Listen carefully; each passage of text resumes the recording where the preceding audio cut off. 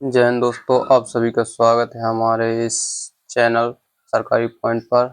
आज की हम वीडियो में बात करने वाले हैं श्रमिक कार्ड यानी लेबर कार्ड को कैसे अप्लाई किया जाता है, क्योंकि श्रमिक कार्ड से हमें जो 12 प्रकार की योजनाओं का जो लाभ मिलता है। तो चलिए अब हम शुरू करते हैं। आप अपने मोबाइल या लैपटॉप पर ब्राउज़र को ओपन कर लें और ब्राउज़र में करके सर्च करें लेबर कार्ड।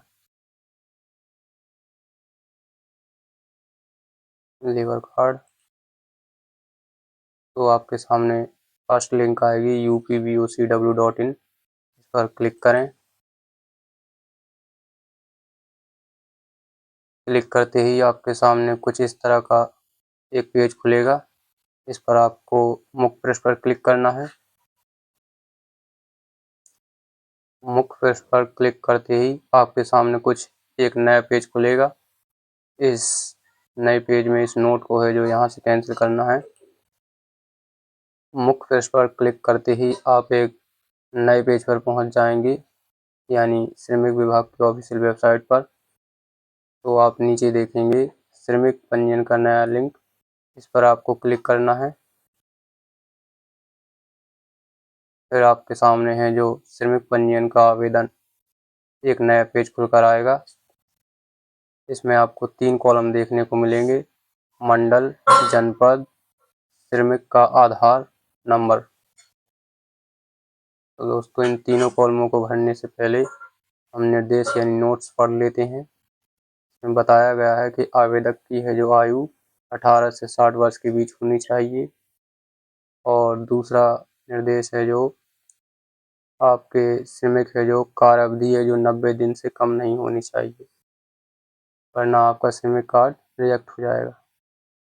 चलिए दोस्तों, हम इन तीनों कॉलमों को भर देते हैं। फर्स्ट कॉलम में है जो मंडल सेलेक्ट करना है।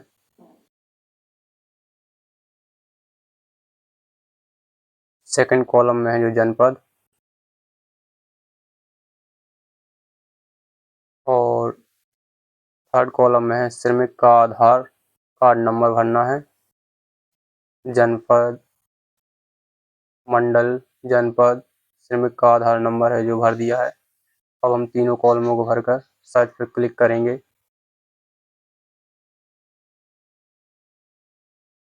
क्लिक करते ही दोस्तों आपके सामने श्रमिक के पंजीयन का आवेदन पत्र खुलकर आएगा। इसमें बेसिक डिटेल में है जो आपके आधार कार्ड से ही कुछ इन्फॉर्मेशन ले ली जाएगी। जैसे आवेदक का है जो नाम, और आवेदक के पिता का नाम, आवेदक की जन्म तिथि, आवेदक की आयु, आवेदक का है जो जेंडर, और कुछ है जो कॉलम आपको भरने पड़ेंगे। चलिए उन खाली कॉलमों को हम भर देते हैं। यहाँ पर है जो राशन कार्ड संख्या भरनी है, जो कि हमने भर दी है। यहाँ पर है जो आवेदक की माता का नाम अंग्रेजी में। यहाँ पर है जो आवेदक की माता का नाम हिंदी में। यहाँ पर है जो आवेदक का कार्य का प्रकार भरना है। आपका आवेदक किस प्रकार का कार्य करता है। कार्य सूची में है जो 40 प्रकार के कार्य दिए गए हैं। आपके आवेदक जो भी कार्य करता हो उसे अपने अकॉर्डिंग भर दें।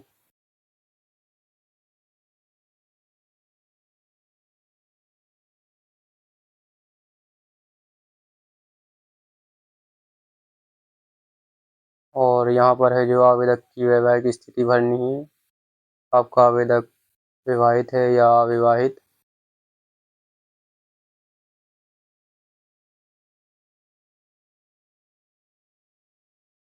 यहाँ पर है जो आवेदक का वर्ग भरना है।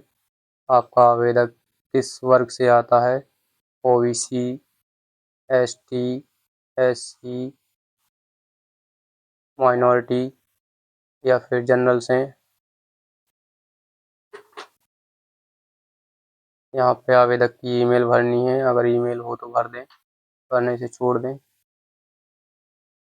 यहाँ पे आवेदक का मोबाइल नंबर भरना है। यहाँ पे है जो आवेदक की क्वालिफिकेशन भरनी है।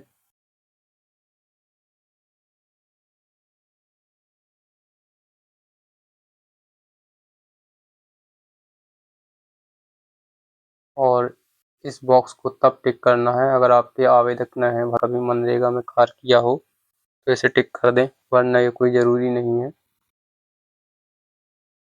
फिर आप नीचे देखेंगे जो एड्रेस डिटेल खुल के आएगा बॉक्स, उसमें है जो आपके आवेदक का है जो एड्रेस डिटेल भरनी है।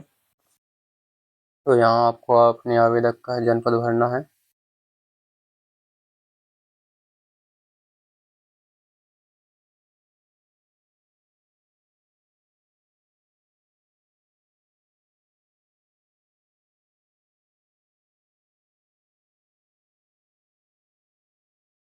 यहाँ पर है जो आपको अपने आवेदक की तहसील भरनी है।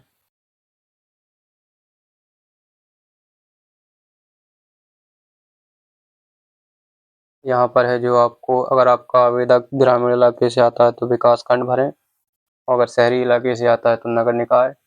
हमारा आवेदक है जो ग्रामीण इलाके से आता है, इसलिए हम विकास खंड सिलेक्ट करेंगे।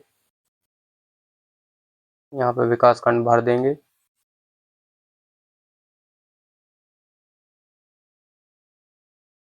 यहाँ पे है आवेदक का गांव भर देंगे।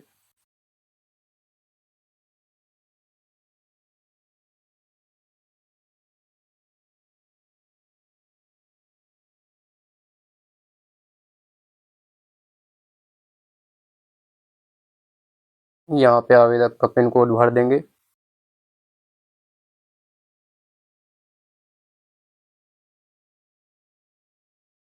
यहाँ पर है आवेदक का पोस्ट भर देंगे।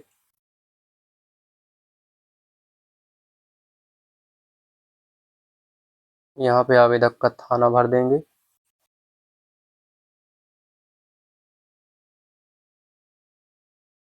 यहाँ पे आवेदक का मोहल्ला या गली भर देंगे, और यहाँ पर है जो आवेदक का मकान संख्या भर देंगे। अगर ये दोनों चीज़ आपको मालूम नहीं है तो इसे छोड़ दें, कोई ज़रूरी नहीं है।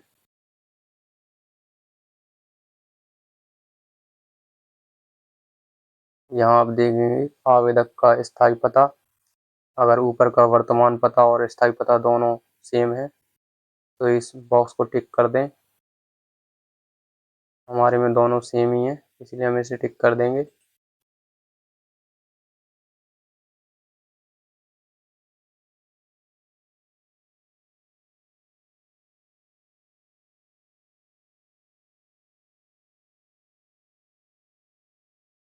यहाँ नीचे में आपको नॉमिनी एंड फैमिली डिटेल्स मिलेगी।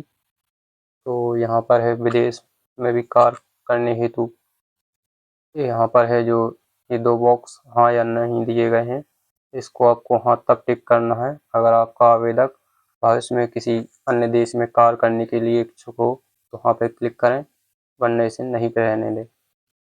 और यहाँ पे नॉमिनी का विवरण देख रहे होंगे आप, और यहाँ पे है जो ये बॉक्स देख रहे होंगे, इस बॉक्स को तब टिक करना है अगर आपका नॉमिनी भी किसी श्रमिक विभाग के में पंजीकृत हो, यानी उसका श्रमिक कार्ड बना हो, तो इसे टिक करें, वरना इसे छोड़ दें।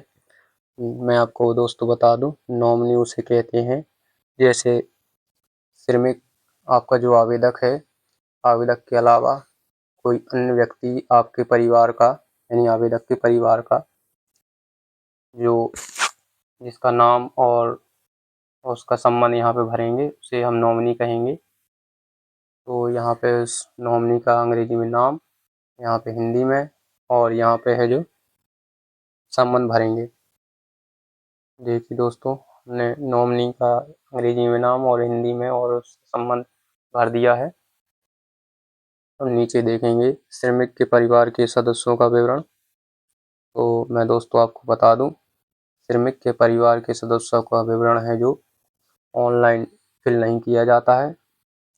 इसको आपको फिजिकली ही श्रमिक विभाग जा करके जो आपके डिस्ट्रिक्ट में हो, वहाँ पर आपके सदस्यों का आधार कार्ड और स्वयं श्रमिक, और जब श्रमिक का है जो श्रमिक कार्ड बन जाए तो उस कार्ड को लेकर के जाएं और उनसे श्रमिक विभाग के अधिकारियों से कहें कि आप हमारे इन परिवार के सदस्यों का नाम है जो हमारे श्रमिक कार्ड में जोड़ दें, तो वो वहाँ से जोड़ देंगे। अगर आप यहाँ से श्रमिक के परिवार के सदस्यों का विवरण भरेंगे तो आपका श्रमिक कार्ड है जो यानी ये आवेदक है जो सबमिट नहीं होगा।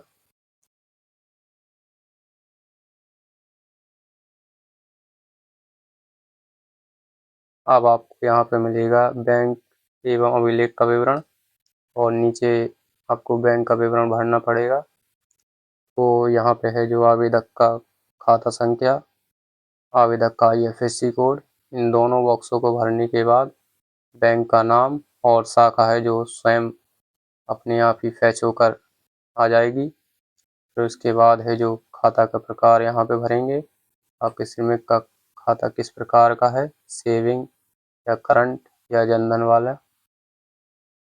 और फिर उसके बाद है जो EPF अगर आपका आवेदन पंजीकृत है तो इसे भर दें, और ESI में पंजीकृत है तो भर दें, और UN में पंजीकृत है तो भर दें, वरना इसे ना ही भरें तो कोई ज़रूरी नहीं है।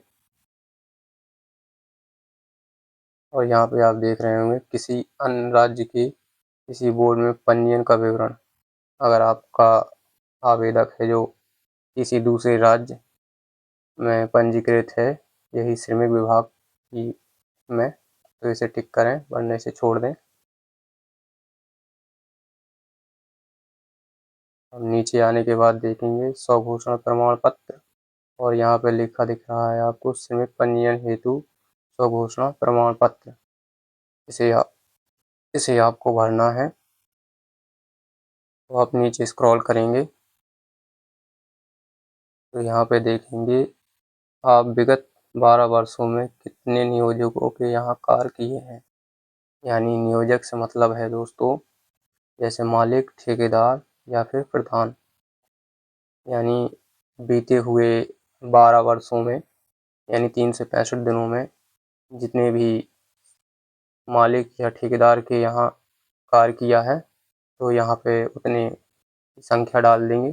जैसे हमारे केस में है जो हमारे आवेदक ने है जो एक ही ठेकेदार के यहाँ कार्य किया है तो यहाँ हम एक भर देंगे।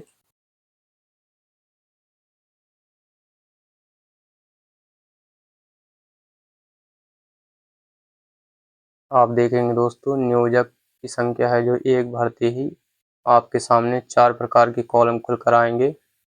फर्स्ट कॉलम में है जो आवेदक का कार्य भरना पड़ेगा, और सेकंड कॉलम में है जो आवेदक की कार्य अवधि भरनी पड़ेगी, और थर्ड कॉलम में है जो आवेदक का है कार्य स्थान, और फोर्थ कॉलम में है जो आपको आवेदक के मालिक, ठेकेदार या फिर प्रधान का नाम भरना पड़ेगा।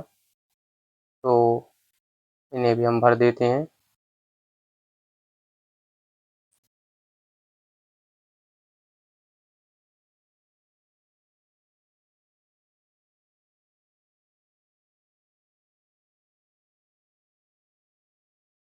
और यहाँ पे कार्य के दिनों की संख्या भर देते हैं। दोस्तों मैं आपको एक बार फिर से बता दूं कि आपके आवेदक की है जो कार्य अवधि है जो 90 दिन से कम नहीं होनी चाहिए, वरना आपका श्रमिक कार्ड है जो रिजेक्ट हो जाएगा।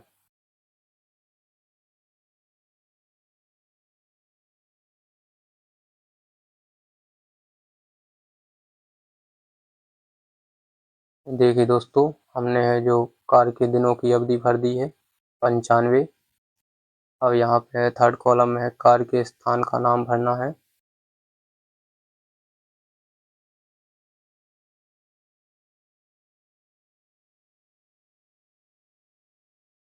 देखिए दोस्तों थर्ड कॉलम में भी हमने अपने आवेदक के कार्य का स्थान भर दिया है, और फोर्थ कॉलम में है जो हम आवेदक के है जो मालिक यानी ठेकेदार का नाम भर देते हैं। तो देखिए दोस्तों हमने है जो आवेदक के मालिक यानी ठेकेदार का है जो नाम और पता भर दिया है, और यहाँ पे अपने मालिक, ठेकेदार या प्रधान का मोबाइल नंबर भी भरना ज़रूरी होता है। अधिकारी हैं जो रिजेक्ट कर देते हैं मोबाइल नंबर न भरने के कारण, इसलिए आप ज़रूर भर दें। हम ये वीडियो आपको बताने के लिए बना रहे हैं। और फिर इन चारों कॉलमों को भर करके हैं जो सबमिट पर क्लिक करें। देखिए दोस्तों, सबमिट पर क्लिक करते ही आपका डाटा है जो सेव हो जाएगा। तो देखिए दोस्तों, आपके सामने है जो एक नया पेज खुलेगा शुल्क का। तो यहाँ पे आप है जो अपने वर्षों के लिए अपने आवेदक का है जो श्रमिक कार्ड बनाना चाहते हैं, तो अपने अकॉर्डिंग है जो टिक कर दें। और यहाँ पे घोषणा में है जो ये 5 कॉलम है जो आपको टिक करना जरूरी है।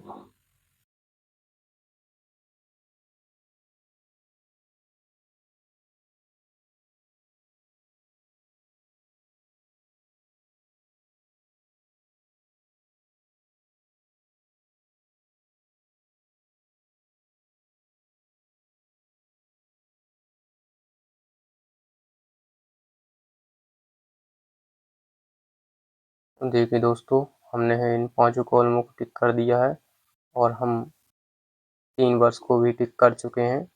और फिर फाइनल सेव पर सबमिट करने के बाद आपके सामने है जो पेमेंट गेटवे आएगा। तो आपको फीस लगेगी 3 वर्ष की है जो 80 रुपये। तो आप उसे जैसे ही सबमिट करेंगे, फिर आपको है जो एक फीस रसीद है जो डाउनलोड हो जाएगी। उस फीस रसीद को है जो अपने पास सुरक्षित रख लें। जब आपका है जो श्रमिक कार्ड है जो वेरीफाई हो जाएगा, तो आपको उसको डाउनलोड करने के लिए उस फीस रसीद में है जो आवेदन संख्या दी गई होगी, उसके द्वारा है जो आपका श्रमिक कार्ड है जो डाउनलोड हो जाएगा। अगर आपको ये जानना है कि श्रमिक कार्ड को है कैसे डाउनलोड किया जाता है, तो आप हमारे कमेंट बॉक्स में कमेंट करके बताएं। जय हिंद।